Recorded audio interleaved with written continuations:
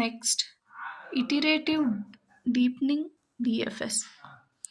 ಇದರಲ್ಲಿ ಫಸ್ಟು ಮಾಮೂಲಿ ಈ ಟ್ರೀ ಪ್ರಾಬ್ಲಮ್ ಸ್ಟೇಟ್ಮೆಂಟ್ ಇದು, ಓಕೆನಾ. ಜಿನ ನಾವು ಗೋಲ್ ನೋಡ್ ಅಂತ ತಗೊಳ್ತೀವಿ.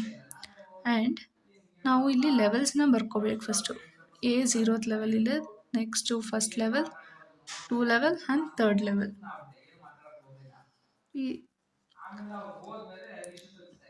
ಇವಾಗ ಗೋಲ್ ನೋಡು ನಮಗೆ ಸೆಕೆಂಡ್ ಲೆವೆಲಲ್ಲಿ ಇರೋದ್ರಿಂದ ನಾವು ಇಷ್ಟನ್ನು ಎಕ್ಸ್ಪ್ಲೋರ್ ಮಾಡಿದ್ರೆ ಸಾಕು. ಈ ಲೆವೆಲ್ 3ಗೆ ಬರೋದೇನು ಬೇಕಾಗಿಲ್ಲ.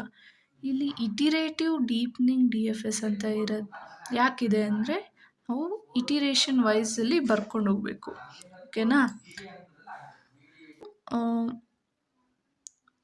DFSಗೆ ಸೊಲ್ಯೂಷನ್, ಓಕೆನಾ. ಇಟಿರೇಟಿವ್ ಡೀಪ್ನಿಂಗ್ DFSಗಲ್ಲ, ಇದು ಬರೀ DFSಗೆ.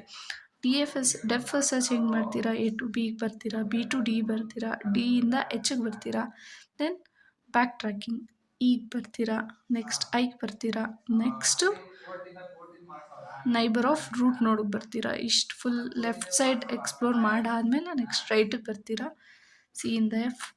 ನೆಕ್ಸ್ಟು ಇಲ್ಲಿ ಯಾವ ನೋಡು ಇಲ್ಲ, ಸೊ Gಗೆ ಬರ್ತೀರಾ, G to J. ಇದು DFSಗೆ ಬರ್ತಿರೋದು ನಾನು, ಓಕೆನಾ. ಡೆಪ್ತ್ ಫಸ್ಟ್ ಸರ್ಚ್ ಇದು.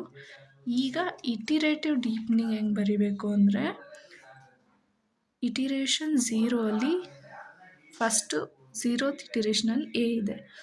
ನೆಕ್ಸ್ಟು ಇಟಿರೇಷನ್ 1ಗೆ ಬಂದರೆ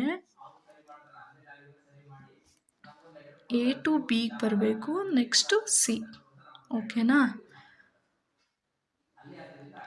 ನೆಕ್ಸ್ಟ್ ಇಟಿರೇಷನ್ 2ಗೆ ಹೆಂಗೆ ಮಾಡಬೇಕು ಅಂದರೆ A to B, B to D, next E, next C, next F, next G. ಇದು ಗೋಲ್ ನೋಡ್.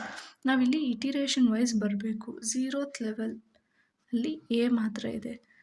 ಫಸ್ಟ್ ಲೆವೆಲಲ್ಲಿ A B C ಆಗುತ್ತೆ. ಲೆವೆಲ್ 2ಗೆ ಬಂದಾಗ ಅಂದರೆ ಇಟಿರೇಷನ್ 2ಗೆ ಬಂದಾಗ A B D E C F G. ಇದು ಗೋಲ್ ನೋಡ್. Thank you.